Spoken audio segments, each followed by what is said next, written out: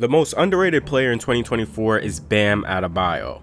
Getting straight to the point, I really don't see much talk about him in media or not much mention of him in just general NBA talk. And there's a sad realization that's kicking in about him that's bugging me. Bam, with the production he gives on the defensive end, should retire with 3-4 Defensive Player of the Year awards. I don't know if he retires with more than one at this rate. Like, the man has only one All-NBA Defensive First Team award, and that's just coming this season. This past season, he's got that award, which is absolutely horse. And with Wemby coming in and him being the most attractive choice to voters, I hate the position that Bam is in because I feel like he is the best defender in basketball. He truly defends all 5 positions at a high level as a 6'9" center. Switched onto a guard, he is keeping up with them and cutting off drives with his strength and fluid movement, and also timing effectively to get good contests on jumpers. When defending bigs, he has the strength, length, and discipline to defend straight up, not bite in for fakes, and forces players into tough shots. His versatility isn't just defending multiple positions, it's also including rim protection, timing when to help, rising up in the tier and shots, contesting shots at the rim without fouling, and also it's executing different schemes at a high level as a big man. Defending as a big man isn't the easiest thing to do. Some people would think, oh, you're tall, you have long arms, just contest or block a shot. Being able to defend and drop, oftentimes being put in 2-on-1 situations, and just being alert that Bam has to contain the roller and not letting the roller get behind him, making Bam vulnerable to giving up a lob, and also keeping the ball handler contained and deterring them from getting deep into the paint.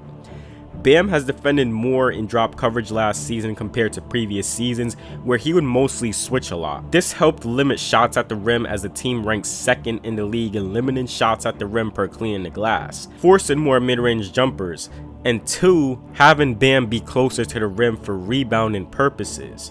Bam has also shown that he can defend at the level of the screen, which Bam has the hands to deflect passes or deter a drive, and also has the recovery skills to get back on his man. Those active hands become valuable defending in help against drives or sneaking in to poke the ball loose from unsuspecting players. There's so much positionally that bigs have to get down in ball screen defense, and Bam truly has one of the best instincts, recovery skills, positioning that makes him pop as a ball screen defender, and the most versatile defender in basketball that we have ever seen. The only defensive drawback you can probably poke with Bam is that he probably isn't the level of rim protector compared to guys like Gobert, Wemby, AD, but he is still pretty great in that area. Only really lacking the height and length compared to those guys. He doesn't generate a ton of blocks, opting for strong contests, staying on his feet to force tough shots. The Miami Heat has been a top 10 defense for the past 5 seasons, large part due to the production that Bam gives.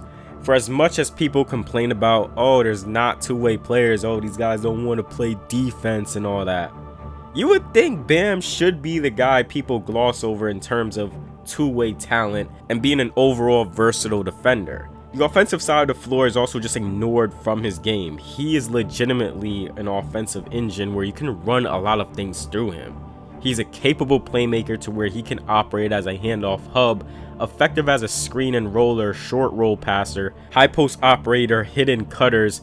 He's a good passer, but there's a level of court processing that I don't think Bam is there yet to be considered an elite playmaker for a big.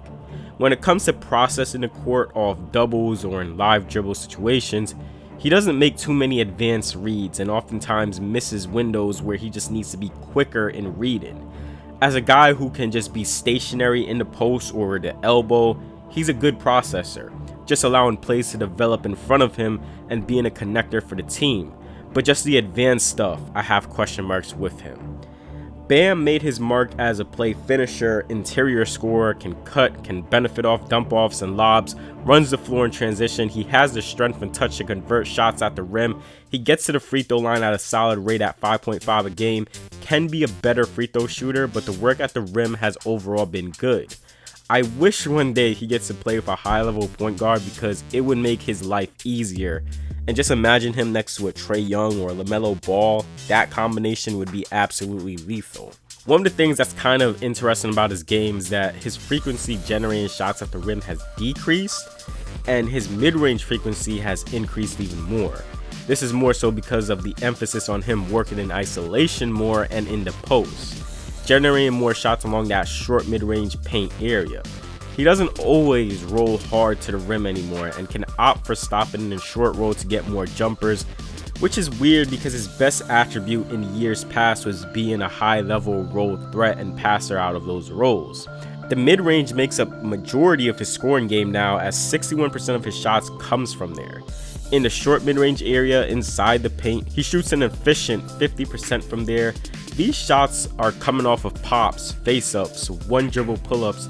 He doesn't have much range from long distance mid-range shooting, still having to develop more of that range. He doesn't attempt a ton of long mid-range shots, but when he does, he shoots 33% from there, which is pretty poor. But overall, he has good progression with his shooting, because coming into the league offensively, Bam wasn't the best prospect.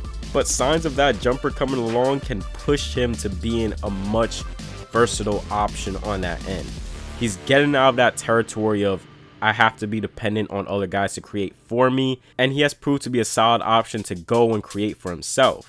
He can really punish mismatches, which is a plus. There's still work to be done with his self-creation game. He doesn't get to the rim that great off the dribble.